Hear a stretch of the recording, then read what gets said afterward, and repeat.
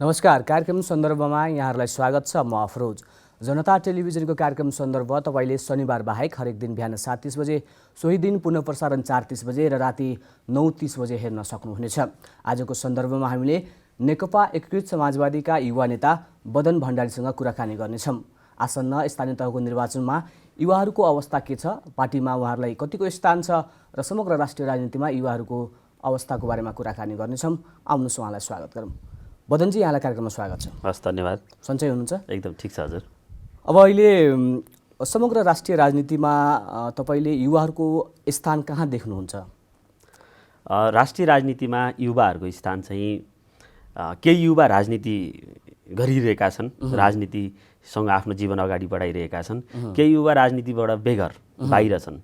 र मलाई के लाग्छ भने युवा राजनीति पहिलाको भन्दा अहिले परिस्थिति अलि बदलिएको हो कि युवाहरू उत्पादनसँग, रोजगारीसँग, आयोजनसँग जोडिँदै राजनीतिलाई पनि अगाडि बढाउनु पर्नेछ। समाज बुझेर समाजको नेतृत्व युवाले नगर्ने हो भने आज हामी क्यानाडाको 35 वर्षको प्रधानमन्त्री जस्टिन ट्रुडोका कुरा गर्छौँ र हामीले युवा पुस्तान्तरणको कुरा गर्छौँ।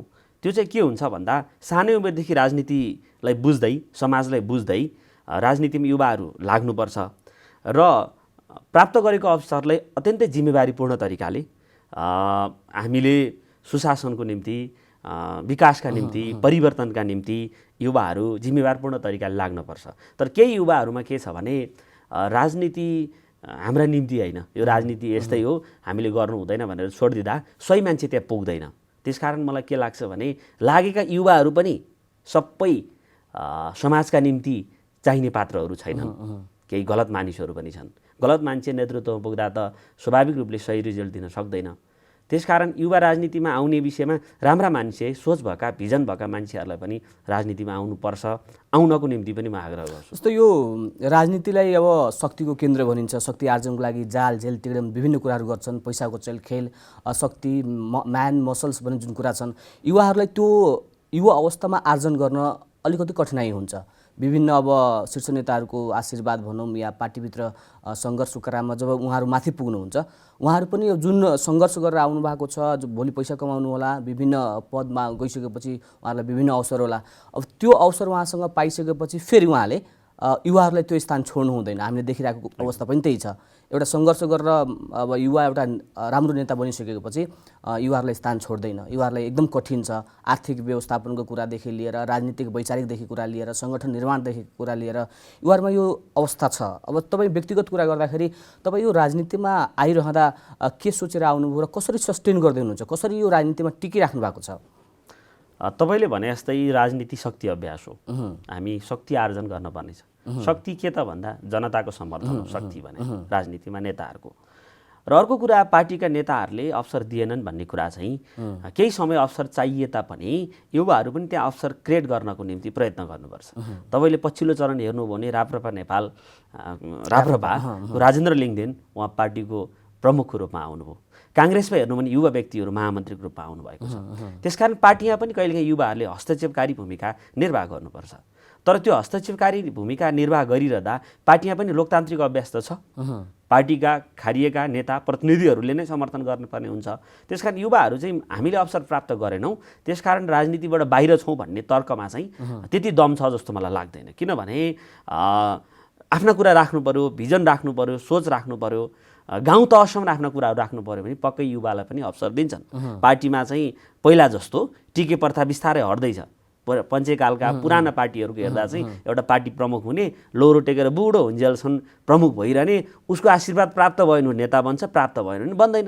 तर पार्टीहरू लोकतान्त्रिक अभ्यास गर्दै गर्दा अहिले के छ भन्दा सक्षम युवाहरू, सोच भएका युवाहरूले स्थान प्राप्त गर्ने समयमा हामी आइपुग्यौँ। यो विकास क्रमको एउटा प्रक्रिया हो। यो विकास क्रमसँगै हुँदै जान्छ। त्यसकारण हामीले अवसर प्राप्त गर्न नसकिने भन्ने छैन। अर्को कुरा, राजनीतिमा आउने विषयको सोचको कुरा गर्नुभयो भने समाज परिवर्तन, राष्ट्रको समृद्धि चाहिँ राजकीय पदमा नपुगिकन हामीले त्यसको निर्णायक भूमिका नपुगिकन त्यसको हामीले नेतृत्व गर्न सक्दैनौँ। त्यसकारण समाज परिवर्तन गर्ने हो, मुलुक परिवर्तन गर्ने हो, हामीले सोचेका सुन्दर सपनाहरूलाई पुरा गर्ने हो भने चाहिँ राजनीतिमै आउनुपर्छ। यो बाहिरी फिल्डबाट गर्न अलिक कठिन छ भन्ने सोचका साथ म राजनीतिमा लागेँ। युवा साथीहरूलाई पनि आउनुभयो भने झन् बढी सजिलो हुन्छ जस्तो लाग्छ मलाई। जस्तो यो अब हामी अलिकति स्थानीय तह निर्वाचनको कुरा गरौँ। वैशाख 30 गते अब स्थानीय तह निर्वाचनको मिति घोषणा भइसकेको छ। अब तपाईँ काभ्रेको भुल्मु गाउँपालिकाको अध्यक्षमा सिफारिस हुनुभएको छ निर्वाचनको लागि। हजुर। अनि कतिको तयारी छ जित्ने, अनि कस्तो कस्तो तयारी त्यहाँ गर्दै हुनुहुन्छ? तपाईँले यो स्थानीय निर्वाचन केन्द्रित कुरा प्रश्न सोध्नुभयो। आउँदै गरेको वैशाख 30 गते देशैभरि स्थानीय तहको निर्वाचन हुँदैछ। हाम्रो देशमा 761वटा सरकारहरू छन्। 753 स्थानीय सरकार, 7वटा प्रदेश सरकार र एउटा नेपाल सरकार। 761वटा सरकार नै जिम्मेवारपूर्ण तरिकाले काम गर्ने हो, समाज बुझेर काम गर्ने हो र हामी परिवर्तन र समृद्धि ल्याउँछौँ भनेर जिम्मेवार हुने हो भने मात्रै समग्र मुलुकको विकास हुन सक्छ। त्यसमध्ये स्थानीय तहको सरकारको अझ बढी धेरै भूमिका छ मलाई जस्तो लाग्छ। स्थानीय तहको सरकारलाई धेरै अधिकार पनि प्रत्यार्जन गरेको छ संविधानले। सङ्घीय लोकतान्त्रिक गणतन्त्र व्यवस्थामा मुलुक गइसकेपछि स्थानीय तहको सरकारलाई कार्यपालिकाको अधिकार छ, व्यवस्थापिकाको अधिकार छ, न्यायपालिकाको अधिकार छ। भने मेरा केही सोचहरू सपनाहरू छन्। भुम्लु गाउँपालिका हेर्नु हो भने एउटा विकट, काभ्रेको विकट मध्येकै एउटा विकट गाउँपालिका हो। त्यसका सडक र यातायातमा केही स्तर उन्नति गर्नुपर्नेछ, जसमा मैले के गरेको छु, क ख ग वर्गीकृत गर्ने सडक। क वर्ग मूल सडकलाई कालोपत्रे गर्ने, ख वर्ग सहायक सडक, त्यसको ग्राभेल गर्ने, ग वर्ग अन्य सडकहरूको चाहिँ स्तर उन्नति गर्ने, पानीको निकास सँगसँगै टर्निङहरू, दुईटा गाडी पुग्ने गरी लाने। पहिलो कुरा सडकको प्राथमिकताका साथ सडकमा काम गर्ने। अर्को कुरा भनेको सडक भनेको पूर्वाधार हो, यसले मात्रै विकासको नेतृत्व गर्दैन। दिगो विकासका निम्ति मानवीय विकास हुनुपर्छ। शिक्षा क्षेत्रमा विकास के छ त? मान्छेको साक्षर दर कति थियो, कति पुर्याइयो? त्यहाँका मानिसहरू पढ्न पाएका थिएनन्, पढ्ने वातावरण निर्माण भयो कि भएन? त्यसकारण शिक्षा क्षेत्रमा सुधार गर्नुपर्नेछ। त्यहाँ चाहिँ विशेष गरी माझी बस्ती, तपाईँको पहरी बस्ती, भुजेल बस्ती, सीमान्तकृत समुदाय लगायत दलित समुदायहरू छन्, गरिब समुदायहरू छन्।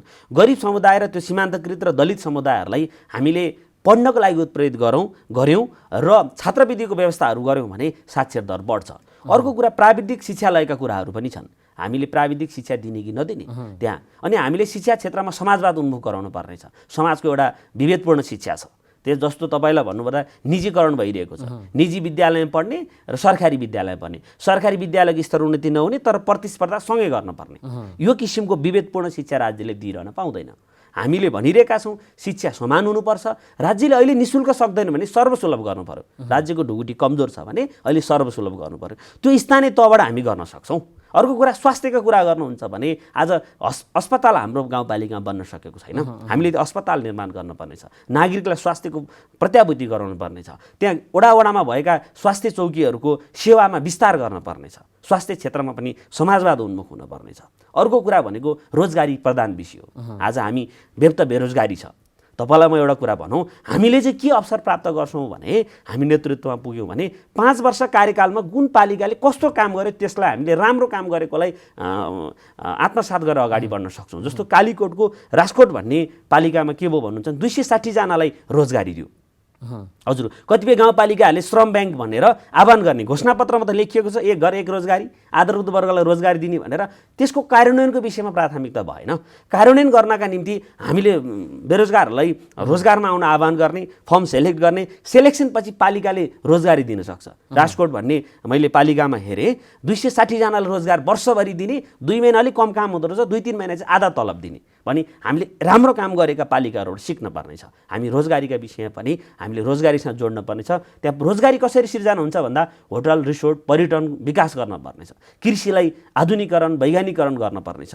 यो सोच र सपनाहरूलाई कार्यान्वयन गर्नुपर्छ। त्यहाँ अर्को कुरा, हामीले हाइड्रो सञ्चालन गर्न सक्छौँ। दलालघाटका नदीहरू, साना नदीहरूलाई सिँचाइमा प्रयोग गर्न सक्छौँ।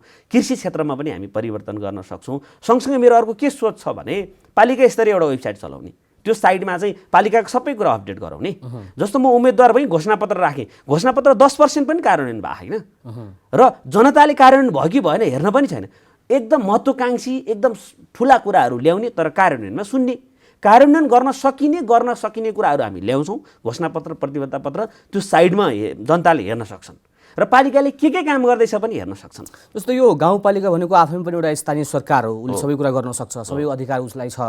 जस्तो शिक्षा, स्वास्थ्य, रोजगारीको कुरा गर्नुभयो, कृषिको अब क्रान्ति कुरा होला, कृषि उत्पादनको कुराहरू होला, रोजगारीसँग जोड्ने, कृषिसँग जोड्ने कुराहरू पनि हुन्छ युवाहरूलाई, स्थानीयहरूलाई।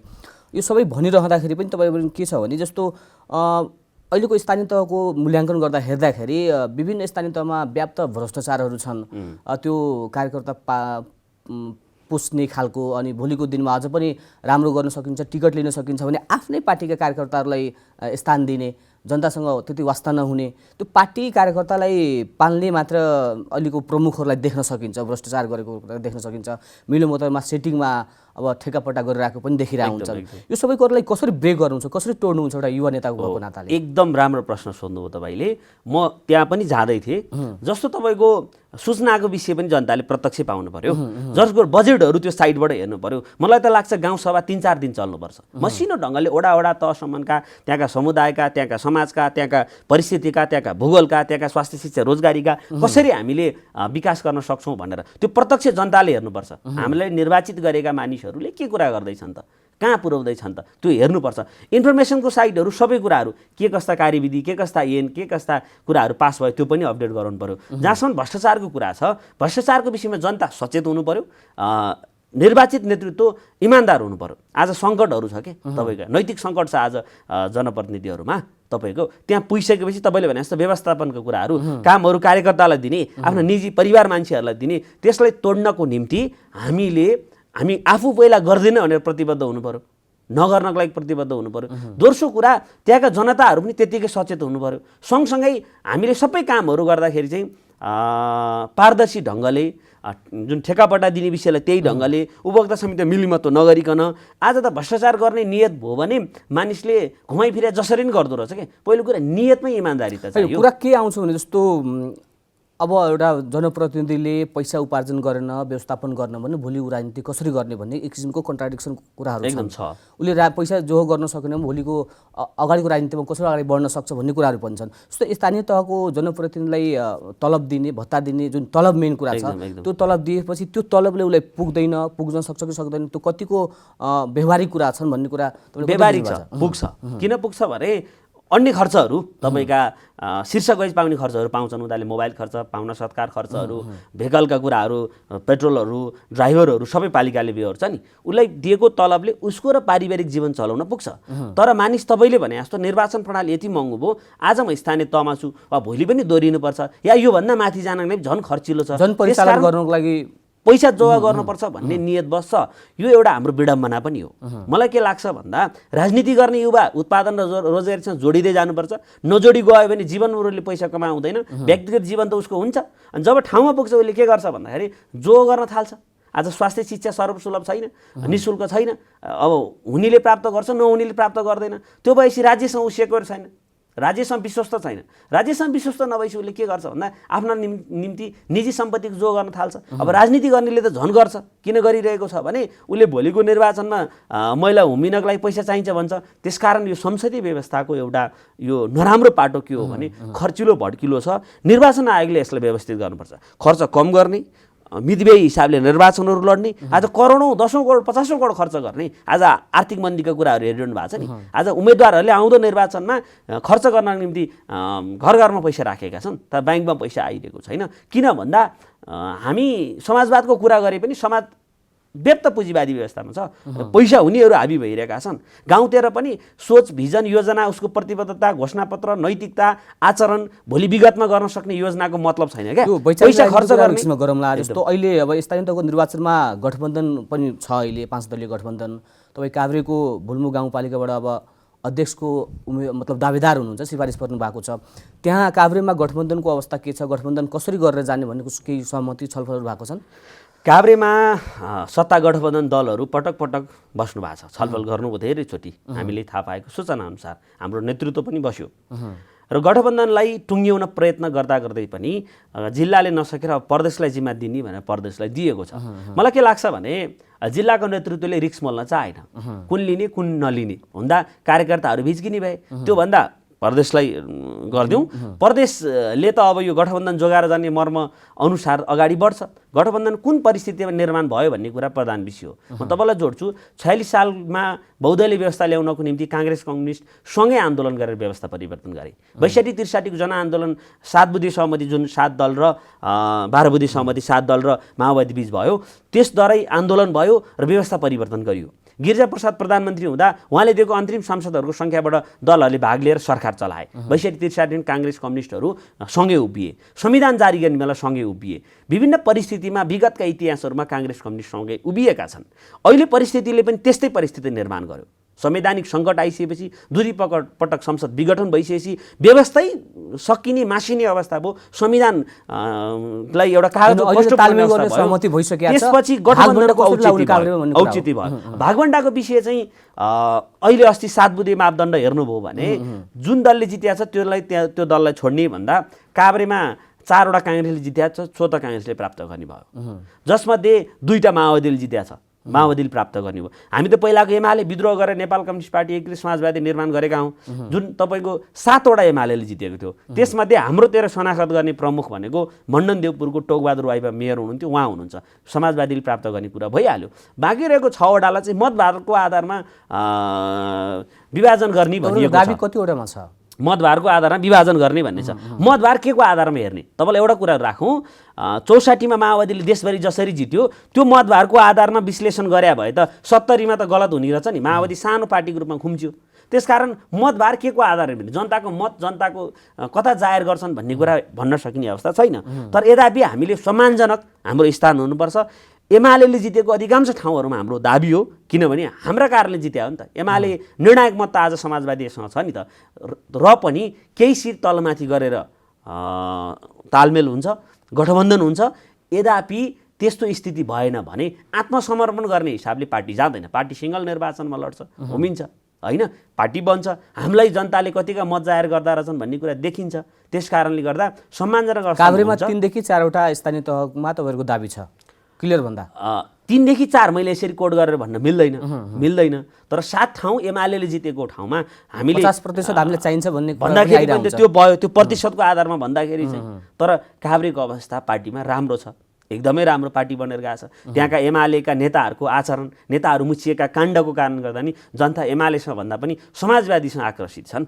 अनि पुराना नेता, वैचारिक नेता, राम्रा नेता काभ्रेका सबै नेताहरू समाजवादीमा छन्। तपाईँले हेर्नुभयो भने शिवबहादुर देउजा, तपाईँको केपी सापकोटा, विदुर सापकोटा, सांसदहरू लक्ष्मण लम्साल, वसुन्धरा हुमागाई, तपाईँको अहिलेको अध्यक्ष टोकबहादुर वाइबा, तपाईँको सांसदहरूदेखि लिएर पुराना नेताहरू, तपाईँको दीपक गौतम, मुकुन्द गौतम जस्ता नेताहरू हामीतिर छन्।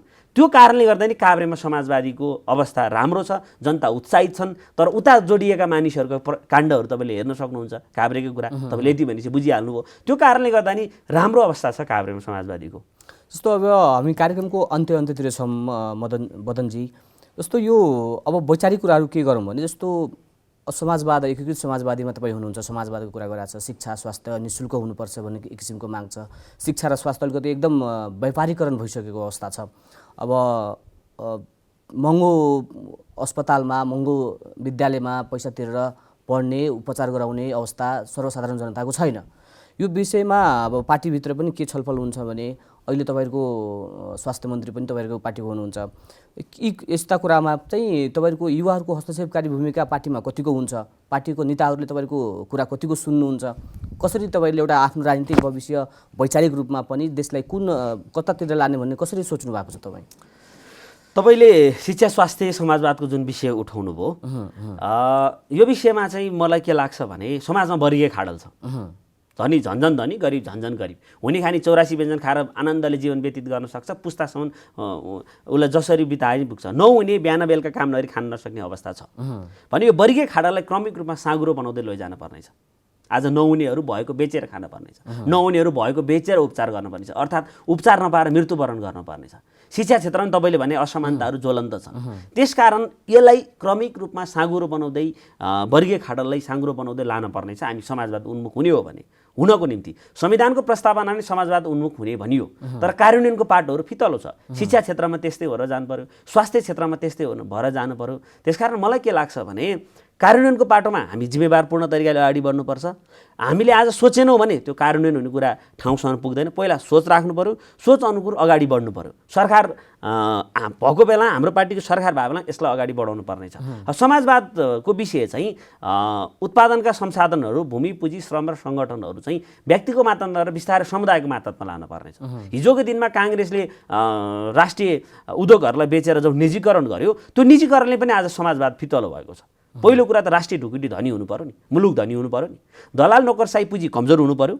तपाईलाई सत्ता र शक्तिको दुरुपयोग गरेर आर्जन गरेको पुँजीलाई हामी दलाल नोकरसाही पुँजी भन्छौँ। त्यो पुँजी यहाँ राख्दैनन्, बाहिर भ्रष्टाचारीहरूको पैसा बाहिर रहन्छ, त्यसले कर पनि दिँदैन, उत्पादन पनि जोडिँदैन, मुलुकमा पैसा पनि बाहिरियो। त्यस्ता पुँजीहरू बाहिरिँदा राष्ट्रिय ढुकुटी कमजोर भन्छ। त्यसकारण पहिला कुरा दलाल नोकरसाही पुँजीहरूलाई रोक्नु पर्यो, भ्रष्टाचारी भएर बाहिर गएको पैसाहरू यहाँ आउनु पर्यो, उद्योग धन्दा उत्पादनसँग जोडिनु पर्यो, राष्ट्रिय ढुकुटी स्ट्रङ हुनु पर्यो। जब राष्ट्रिय पुँजी स्ट्रङ हुन्छ तब समाजवादका कार्यक्रमहरू कार्यान्वयन सम्भव छ। अहिले भएको सर्वसाधारण जनताको एउटा के सोच छ भने जस्तो सरकारी विद्यालय पनि छ, सरकारी अस्पताल पनि छ, तर त्यो प्रतिको त्यति विश्वास छैन।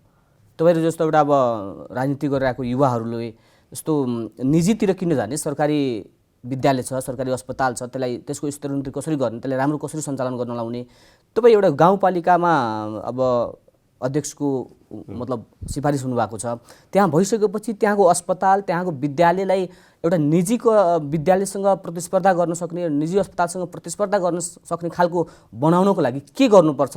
त्यो नीतिगत कुरा होइन कि त्यहाँका स्थानीय रूपमा कसरी त्यो सोच परिवर्तन गर्न सकिन्छ? पहिलो कुरा त स्वास्थ्य र शिक्षालाई निजीकरणै बन्द गरौँ। यसको लागि ठुलो निर्णय हुन आवश्यक छ। सरकारीले मात्रै सञ्चालन गर्न पाइने। निजीकरण रोकिसकेपछि क्रमिक रूपमा हामी अगाडि बढ्छौँ। भएका निजीकरणहरूले बिस्तारै हदबन्दीहरू लगाउँदैछौँ। आज चर्को फी लिइरहेको छन्, राज्यले कारबाही गर्नु परेन? चर्को फी लिएर उपचार गरिरहेको छन्, राज्यले कारबाही गर्नु परेन? स्वास्थ्य जनता गइरहेको छ। जनता त अब पैसा हुने त जान्छ, पैसा नहुने अन्त जाने, गरिब मान्छे तर जो गरेर अनि त्यहीँ गइरहेको छ। विश्वास भएन, गुणस्तर भएन, प्राइभेटमा गइरहेको छन्। सरकारी पनि धेरै राम्रो हुँदै गएको पनि छ, सरकारी जाने पनि छन्। तर राज्यले एउटा हस्पिटल लिइरहेको फीको विषयमा राज्यले कारबाही गर्नुपर्छ कि पर्दैन? एउटा उपचार गर्न त 20 लाख 50 लाख जाने अवस्था छ। मनपरी शुल्कको विषयमा राज्य समर्थन हुनु पर्दैन। तर राज्यका मान्छे मिलेमतो गरिरहेका छन्, स्वास्थ्य क्षेत्रमा, शिक्षा क्षेत्रमा पनि। पहिलो कुरा निजीकरणका विषयहरू चाहिँ हामीले बन्द गर्नुपर्छ। स्थानीय तहबाट कार्यान्वयन गर्ने कुरा चाहिँ स्थानीय तहमा म आफू नेतृत्वमा पुग्दा चाहिँ मेरो पहिलो भिजन, पहिलो दृष्टिकोण नै समाजवादी कार्यक्रमहरूमा हुनेछ। हस् त बदनजी, कार्यक्रममा समय दिनुभयो, यसको लागि यहाँलाई धेरै धेरै धन्यवाद छ। हस्, धन्यवाद हजुरलाई। आजको सन्दर्भमा हामीले नेकपा एकीकृत समाजवादीका युवा नेता बदन भण्डारीसँग कुराकानी गरेका छौँ। आजको सन्दर्भ यति नै। हेर्दै गर्नुहोला जनता टेलिभिजन। नमस्कार।